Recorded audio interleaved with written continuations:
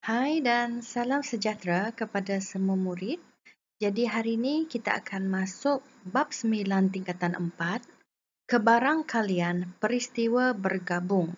Okey, hari ini kita akan belajar 9.1 peristiwa bergabung dan ini adalah standard pembelajaran kita, iaitu hari ini kita akan belajar memerihalkan peristiwa bergabung dan menyenaraikan peristiwa bergabung yang mungkin. Apakah peristiwa bergabung? Peristiwa bergabung ialah gabungan dua atau lebih peristiwa dalam satu kesudahan. Okey, sekarang kita lihat gambar rajah ini. Ini adalah permainan yang sering kita main di sekolah rendah di tadika dahulu, iaitu permainan tangan ini, main gunting, batu dan kertas. Ini adalah simbol untuk gunting dan ini adalah simbol untuk kertas dan satu lagi simbol adalah genggaman tangan itu adalah simbol untuk batu. Okey, kita lihat di sini. Kesudahan yang mungkin bagi dua orang murid. Okey, ini murid pertama. Andaikan ini murid pertama, ini murid yang kedua. Okey, murid yang pertama mungkin keluarkan gunting. Dan murid yang kedua dia keluarkan batu. Contoh sahaja kelas ya. Mungkin murid yang pertama ni dia keluarkan gunting. Yang murid kedua ini dia keluarkan kertas. Dan murid pertama dia keluarkan gunting. Murid kedua keluarkan gunting juga. Dan seterusnya. Okey, murid pertama dia keluarkan batu. Dan mungkin juga murid kedua dia keluarkan gunting. Dan seterusnya. Okey. Benda ini adalah kita panggil kesudahan yang mungkin yang keluar. Kalau murid-murid itu dia main gunting, batu, kertas. Okey. Peristiwa bergabung boleh terhasil daripada satu atau lebih eksperimen. Jumlah kesudahan peristiwa bergabung. Bagi dua peristiwa bergabung, jumlah kesudahan yang mungkin bagi gabungan peristiwa itu ialah kita guna rumus di bawah ini. Maksud peristiwa bergabung ialah tadi kesudahan bagi murid A, dia bergabung dengan kesudahan murid B. Itu kita panggil peristiwa bergabung. Jadi, N ini maksudnya bilangan. S huruf besar ini adalah ruang sampel. Bilangan ruang sampel. Ataupun jumlah kesudahan yang mungkin hasil daripada eksperimen itu tadi. Okey, kemudian NA itu adalah bilangan kesudahan sampel A. Contohnya murid 1 tadi, kesudahan yang keluar dia punya tangan tadi adalah mungkin gunting, batu ataupun kertas. Begitu juga dengan bilangan kesudahan sampel B. Jadi N ini adalah kita panggil bilangan. Okey, kita terus tengok contoh. Okey. Peristiwa A ini adalah A. A ini adalah untuk peristiwa. Okey. Peristiwa A, murid 1 dia memilih gunting, batu ataupun kertas. Peristiwa B pun sama juga kelas. Okey, peristiwa cikgu tuliskan dia punya kesudahan. Okey, kemudian bilangan peristiwa A adalah 3. 1, 2, 3. Okey, begitu juga dengan peristiwa B. Bilangan peristiwa B adalah 1, 2, 3. Okey, kemudian kita nak cari bilangan ruang sampel bagi eksperimen ini. Kamu masukkan saja ke dalam rumus 3 darab 3 sama dengan 9. Maksud 9 di sini adalah kesudahan yang mungkin daripada eksperimen itu. Okey, kita hitung betul tak 9? 1, 2, 3, 4, 5, 6, 7, 8, 9. Jadi 9 adalah kesudahan yang mungkin yang sudah terhasil daripada eksperimen ini. Okey kelas, sekarang kita lihat contoh 1. Buku teks muka surat 245. Okey. Tulis ruang sampel. Dia nak kita tulis ruang sampel bagi peristiwa bergabung di bawah. Okey, kita baca soalan. 5 kepingkat berlabel dengan huruf TEKUN dimasukkan dalam sebuah kotak. Okey, ada sebuah kotak. Jadi ada huruf ataupun ada kad yang berlabel T, E, K, U dan N dimasukkan ke dalam kotak ini. Itu maksud ayat ini.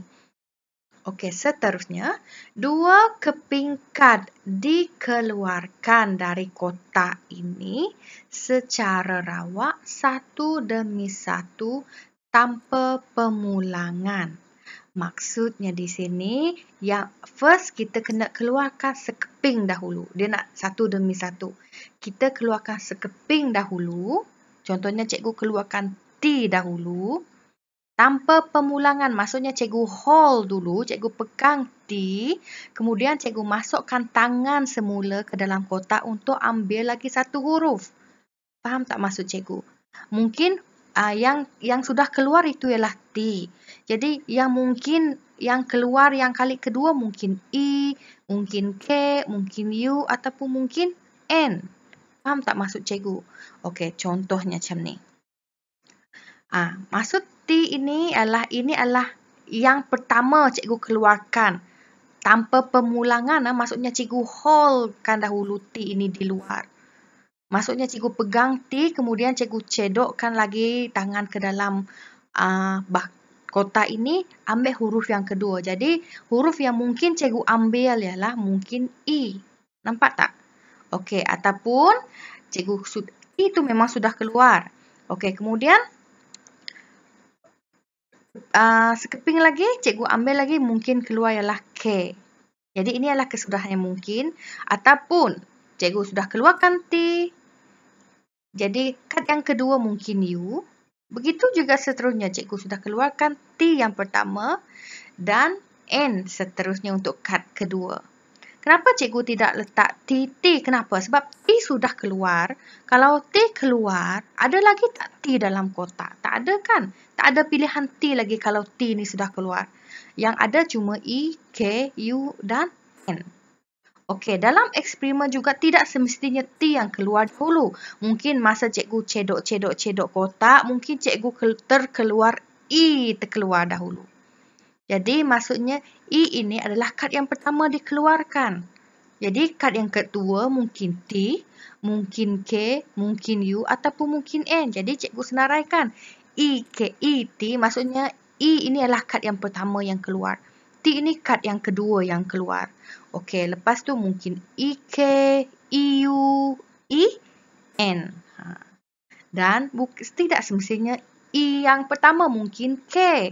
Jadi kalau K yang keluar, K adalah kad pertama.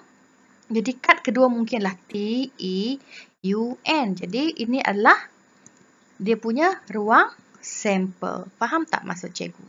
Dan tak semestinya K kan. Jadi mungkin yang pertama, kad yang pertama mungkin U. UT, UE, UK, UN.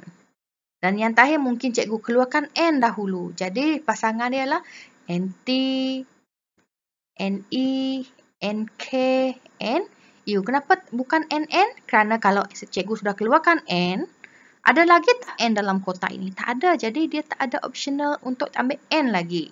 Jadi ini kita panggil pasangan tertib. Okey, ini kita panggil pasangan tertib. Okey, untuk menulis ruang sampel ini dia ada pelbagai jenis untuk menulis ruang sampel. Jadi ini adalah yang pertama, pasangan tertib. Okey, ini maksudnya T. Ini adalah kad yang pertama dikeluarkan. Ini adalah kad yang kedua. Begitu juga seterusnya. Ini cara kita menulis ruang sampel. Okey, dia mesti ada bentuk buka tutup ini. Dan buka dan tutup. Simbol ini mesti ada. Kalau ini tidak ada, jadi cara penulisan ruang sampel kamu salah. Okey kelas, cara menulis ruang sampel yang kedua ialah menggunakan kaedah jadual. Okey, cikgu senaraikan TEKUN ini melintang dan menegak. Okey, kenapa ada yang putih-putih ini? Kerana yang putih-putih ini contohnya T tak mungkin. Sebab kalau cikgu sudah keluarkan T, ada tak lagi T yang kedua? Tak ada. T sudah berada di luar. Jadi dia tak ada dalam kotak lagi. Satu cikgu putihkan benda ini. Okey. Jadi macam mana kita nak bina ruang sampel ini? Senang sahaja. Kamu padankan.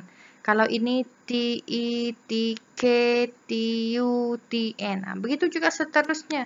E, T, E, K, E, U, E, N. Baca daripada kiri, daripada menegak ini ke atas. Okey. K apa? K, T, K, E dan seterusnya. Okey, ini kita panggil kaedah jadual.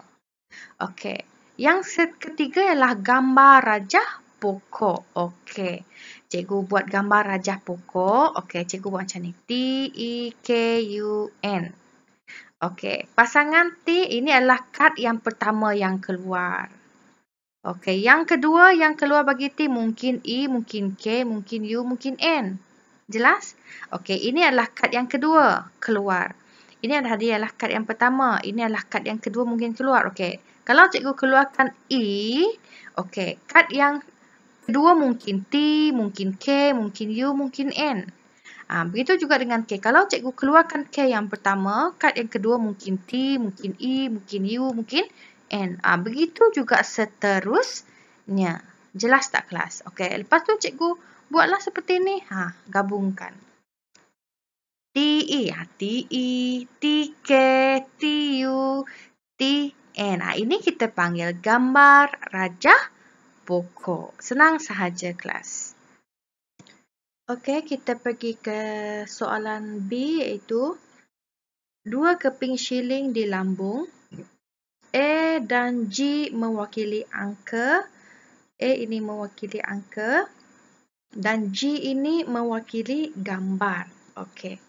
Ini adalah cara cikgu menyenaraikan ruang sampel iaitu cikgu gunakan kaedah jadual. Okey, ini cikgu letak menegak, ini cikgu letak menegak. Okey. Cikgu lambungkan dua keping duit shilling. Ini duit shilling yang pertama, ini shilling yang kedua. Okey, shilling pertama mungkin dia keluar A dan mungkin juga shilling kedua dia keluarkan A. Jadi cikgu pasangkan dia dah A, G, G. Maksudnya ini adalah shilling pertama yang mungkin keluar selepas dilambungkan. Ini adalah kesudahan yang mungkin bagi shilling yang kedua kalau cikgu lambungkan ataupun cikgu lambungkan shilling pertama mungkin dapat angka. Cikgu lambungkan shilling kedua mungkin dapat gambar. Begitu juga yang seterusnya. Shilling pertama mungkin cikgu dapat gambar. Shilling kedua cikgu dapat angka. Ataupun kedua-dua cikgu dapat gambar untuk shilling pertama, shilling yang kedua. Itu maksudnya. Jadi, cikgu senaraikan semua ini. Cikgu senaraikan ada buka dan tutup simbol bracket ni. Cikgu senaraikanlah A, G, G. Dan ini di dalam SPM, KBSM ini dua markah menyenaraikan ruang sampel. Okey kelas, kita pergi ke contoh yang ketiga, praktis sendiri 9.1a. Ini ada pada buku teks kamu. Okey, sebiji dadu adil. Ini adalah dadu adil yang selalu kamu main tu. Okey, dan sekeping shilling. Ini adalah sekeping shilling. Ini bukan dua keping shilling, sekeping shilling. Tetapi dia tunjukkan angka dan juga gambar. Ini kita panggil angka, ada nombor. Ini kita panggil gambar. Dilambung secara serentak. Boleh bayang takkan tak kalau dadu dan shilling tu kamu lambungkan secara serentak dan keluarkan kesudahan pun secara serentak. Nampak? Okey, mungkin dadu itu mungkin dia tunjukkan 6 dahulu. Dan duit shilling tu mungkin dia tunjukkan angka. Jadi 6 angka. Macam tu. Dia punya kesudahan. Cara kita menulis kesudahan. Mungkin keluar dadu ini keluar 1 dahulu. Dan ini mungkin keluar gambar dahulu. Jadi, dia punya pasangan adalah 1 G, 1 gambar. Itu maksudnya. Mungkin dadu keluarkan 2 dahulu. Dia tunjukkan 2. Nilai 2. Okey. Dan duit shilling mungkin 5 angka. Jadi, 2 angka. Cara menulis pasangan tertib. Ini cikgu tulis menggunakan pasangan tertib. tip. Kamu boleh guna jadual, kamu boleh guna gambar rajah pokok pun boleh. Senang sahaja. Jadi, satu ini adalah untuk dadu, mungkin keluar dadu dan ini mungkin keluar angka untuk duit shilling. Begitu seterusnya. Okey, oleh kerana eksperimen ini berlaku di lambung secara serentak, jadi 1A ini adalah sama dengan A1. Kamu boleh tulis boleh tulis 1A ataupun A1. Kenapa? Kerana dia secara serentak, benda yang sama. Ruang sampel ditulis sekali sahaja. 1A sama maksudnya dengan A1 kerana dia berlaku secara serentak. Okey, kita lihat contoh seterusnya. Rajah di bawah menunjukkan makanan yang terkenal di restoran Pak Khalid. Okey, dalam restoran Pak Khalid menjual nasi kandar, K, simbol dia.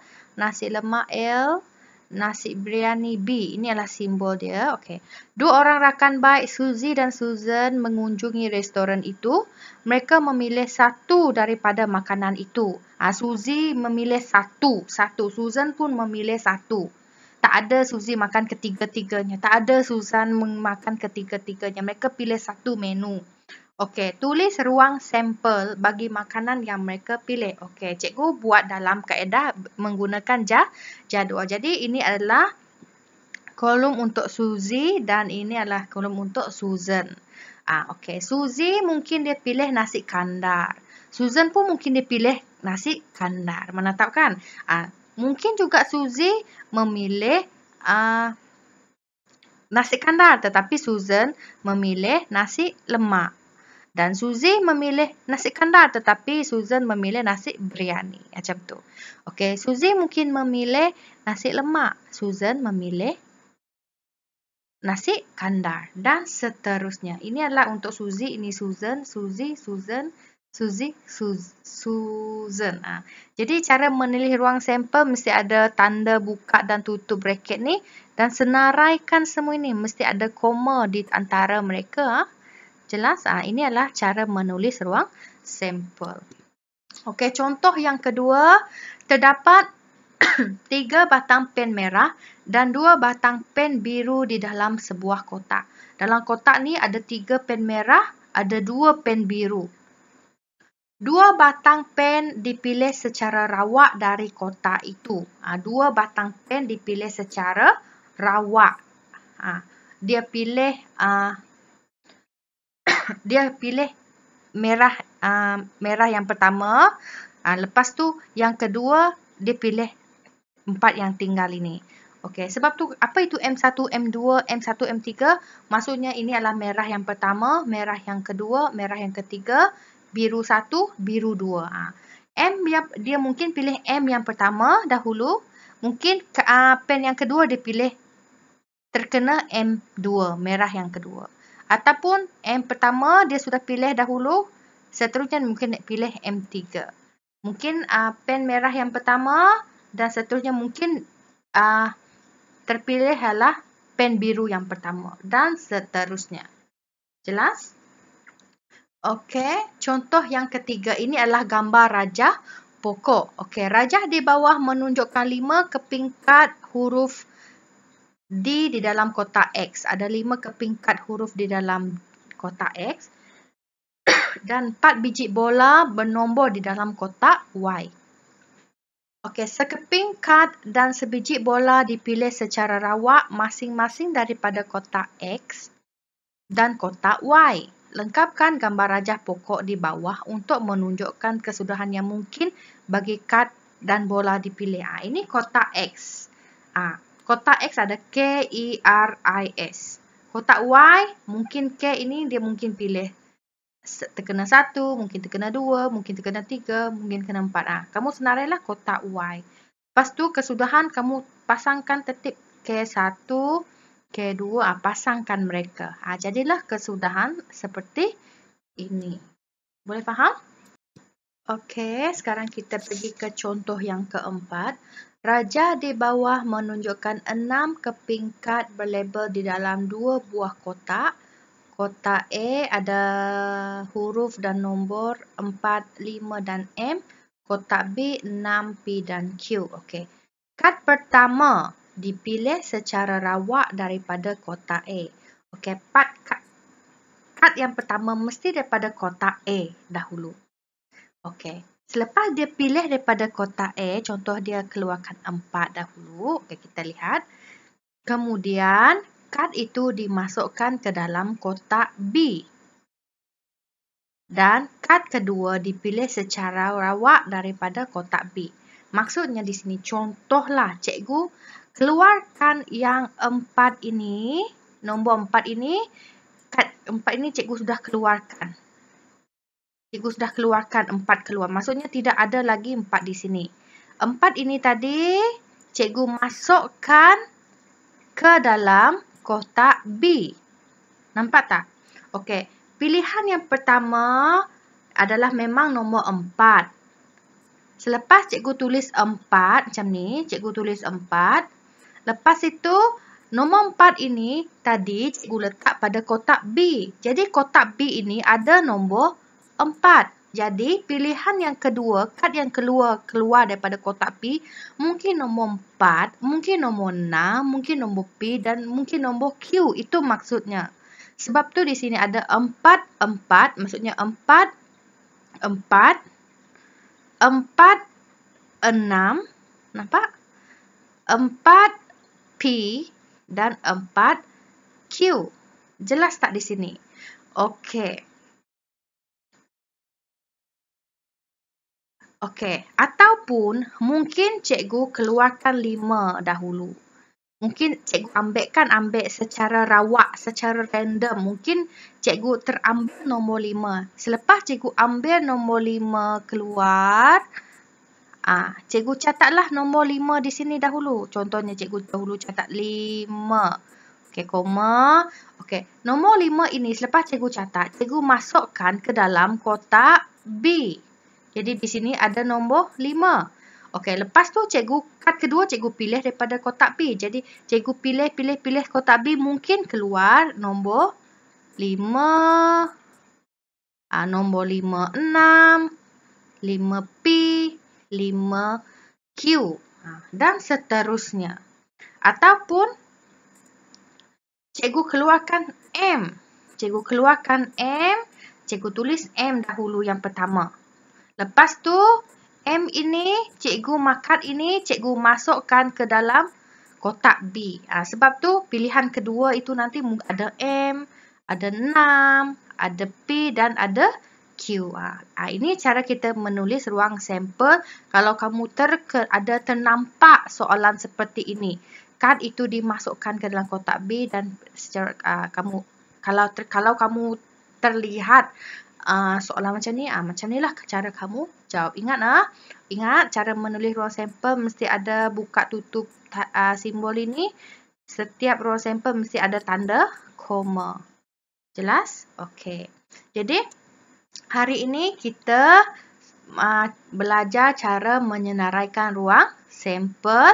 Ada 3 jenis cara menyenaraikan ruang sampel, iaitu yang pertama pasangan tertib. Ingat, ada buka tanda tutup tu. Kemudian kita belajar gambar rajah pokok. Ini adalah pilihan yang pertama. Barisan ini adalah pilihan yang kedua. Kemudian kita senaraikan kesudahan. Dan yang terakhir kita sudah belajar menyenaraikan ruang sampel menggunakan kaedah jadual. Jadi cikgu harap semua murid boleh faham apa yang cikgu ajar hari ini. Jadi sekian saja. Terima kasih dan jumpa lagi di video seterusnya. Bye.